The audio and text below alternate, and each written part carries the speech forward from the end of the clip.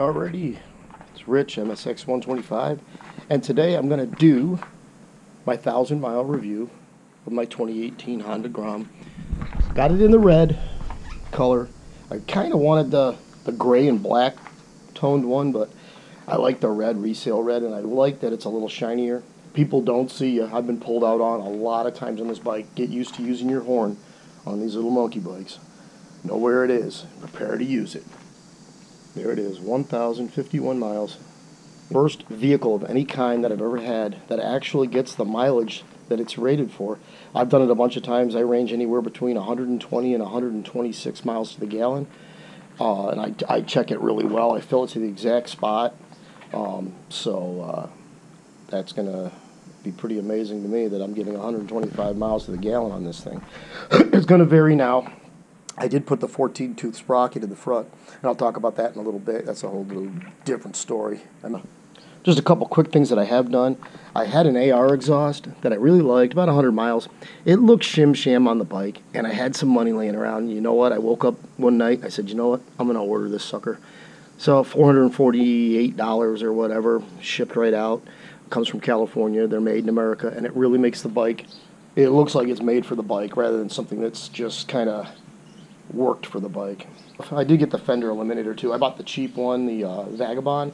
Real happy with that. You can spend more money, you can cut. This thing goes right in. There's no cutting, no nothing. You can use your tail lights or your turn signals, which I really like. You can use your LED illuminator for your plate, which I really liked. I didn't want to have to change all that kind of stuff and go with an integrated system. I don't mind those. They stick out a little bit, but you know what? You want to be seen on these little bikes. The original mirrors on this particular bike are kind of small. They're those little Mickey Mouse mirrors. And if you're a bigger guy, you'll have a hard time seeing around yourself. You definitely will. If we're in the digital age, I now really need this because I'm using the app to get speedometer, and I'm now with the 14 tooth. I get up about 55, 60, and I'm about 4 miles high on what it reads on my actual speedometer. Things for me, everyone complains about the suspension being a little soft. I like it. A novice rider, it seems to absorb bumps. I go over some pretty serious potholes. This is Western New York, and I've never had a situation where I go into a power wobbler like, oh my God. You know, it really handles bumps, railroad tracks, everything really well, so I'm happy with that. The seating position and the bar height, real happy with that too. It's definitely true tapers are beautiful. I tell you, get ready for an afternoon of fun, removing all this stuff, getting your grips off, re-getting grips that don't interfere with your throttle mechanism. You're into a project to get those bars, but I'm not going to deter anyone from that because that'd be really cool. Stunning, a little better control of the bike, but I like my seating position. Happy the lights with the LED in them. A real big improvement over the 2014-15 that had incandescents. Not super bright. I mean, it doesn't light up the world, but from what I understand, they're way brighter than the incandescents. A couple things that are kind of a problem with it is these adjusters. And believe me, when you buy this bike, get ready to use these guys. Until you change the stock chain, which is I don't know which one it is. It's one of their more inexpensive, non-O-ring 420, which a 420 chain is like the second to the smallest chain you can get for a motorized bike. And the length of this is so short that it really goes out of adjustment easily. You do like a quarter of a turn and you go from sloppy to tight. It's a very fine adjustment.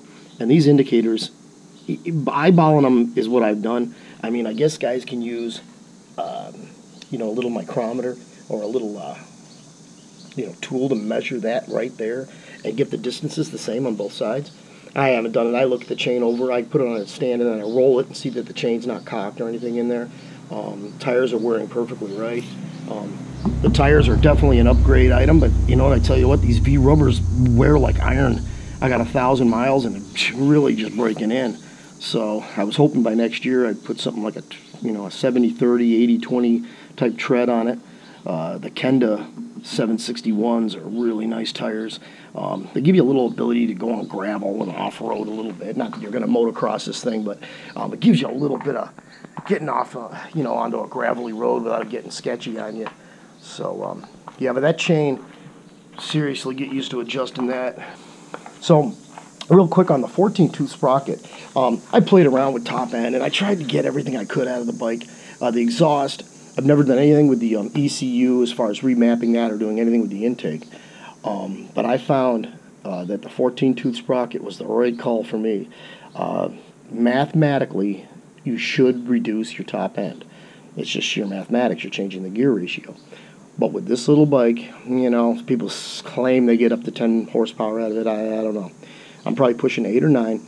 And what happens with me with this, I'm actually gaining a little bit of top end in conditions that I always seem to ride in, which is wind and uphill. I'd see a lot of like even a slight grade, and I'd be like getting into it, getting up to top speed, just so that by the time I was at the top of the hill, I'd be at 45 miles an hour, not ridiculously slow or having to downshift. So the 14's been great for me. It's not, you know, I think if you're going to go stunting crazy with it and think you're going to be all of a sudden a stunner with a 14 front, it's not really radical. Not as radical as going like 4 in the back. That would offer you a lot more. It's a lot more work to put that in. Real quick, I'm telling you, you take these 2 bolts off here on the cover. There's a little connector for these wires that come out. I took that off. There's, you know, the plate with the, I can't remember the millimeters. It was, I think it's either 10 or 12. You take those 2 nuts off, and a plate just shifts up, comes out, and the sprocket comes right off. I didn't even loosen the back wheel or change the tension on the chain. I was able to put it back on, swing it in, tighten them up, 9 pounds of torque. I usually torque everything I can, and put this cover back on. I'm telling you, 10 minutes I had that sprocket on. But then I had to, you know, adjust the chain because the difference in sprocket caused a little looseness in the chain, but the actual replacement of the sprocket was easy as hell. And I'm finding that I'm getting, you know, decent top end with it. I haven't noticed a dramatic difference, and actually my best top end ever was with this 14 tooth. I got, on my speedometer, I got 72, which means probably somewhere around 67 or 68 in reality. I didn't have my GPS on, so I can't tell you the exact speed, but I can tell you my speedometer said 72. And I can get up to this mid-60s now, no problem. And I don't think I was doing that before with the 15. And I think the main thing is if anyone can correct me, I had never got the bike close to redline in 4th gear. It just doesn't have the power to push it up that far.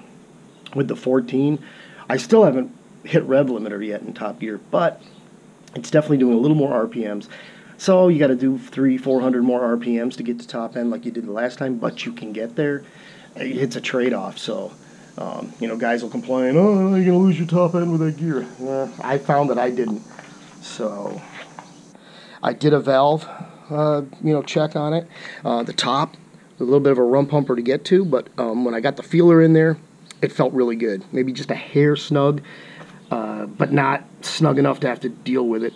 The exhaust on the bottom, luckily it was easy because I had to adjust that. When I put the feeler in, the 7,000s, you had to tug it to get it out. If that's a little too tight, it should just remove out like you would if you were, like a little light bit of force, like a magnet's holding it.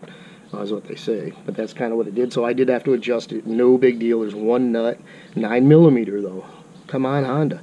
Who the hell? You look in your toolbox. Do you have a 9mm open end wrench? Luckily, I had a socket, but it's a bitch doing it with a socket because you can't hold the center adjuster in place as you're tightening. So I just finger tightened it as tight as I could, and then put the socket on it, leaving the adjustment just a slight bit, counterclockwise. So when I tightened it, it got right out. I could give it a couple tries, got it snug, felt it, and then snugged it the rest of the way and hit it with a torque wrench. Again, those are, I think that's about 9 pounds too. I think I did it in Newton meters, so I don't know what the exact. You should have definitely looked that up because I wanted that nut to be the right torque on there to be perfect for the tappet. Yeah, it doesn't do. I don't think it did anything for performance, but you just sleep better at night knowing your valves are adjusted right. Especially with an aftermarket exhaust, you're going to build up heat. You want a good flow going in there, the right flow. You want those gases to escape, but you don't want them to escape too much at the wrong stroke, because then you'll get build up in your engine and stuff. So, yeah, valve adjustments are super important. Brakes, guys monkey with the brakes. The only thing I would do is go with braided or steel braided brake lines. They say they really improve. These calipers are pretty decent. I don't know. I love the color of them. I don't see a huge reason to change them. I'll put better pads on when those ones wear off. Keep an eye on the rotors. The rear's a nice beefy one too. It's only a single cylinder, but it's pretty beefy. And the pads are holding up pretty well. I stopped pretty good with it. You know, you can do, you know, stoppies and what have you with it. So at it, but I'm doing some takeoff wheelies and some, you know, getting the front end up about a foot and, you know, letting it down easy. Nothing crazy, but again, the only thing that I think I would like to definitely see Honda do is put a better chain on it from the start, from the get-go, because if you're one of those guys that takes your bike into the dealership for everything you need to do, you're going to be bumming, because that chain, I'm telling you, you've got to adjust it a lot, and the maintenance on it, and doing oil changes and stuff. You got to have a little bit of tools and a little bit of wrenching ability, because you don't want to tote this thing into the dealership every time you got something to do.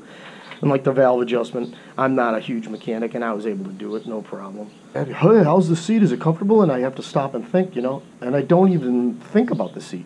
So in my opinion, I guess that's comfortable, because I've done some days where I'm on the bike like half the day, and I don't really think about the seat. I don't think about my ass being sore or nothing. So I guess it's good. I don't think of it as comfortable, but I don't think of it, you know. And it's like a good pair of shoes. If you're not thinking about your feet, then your shoes are good.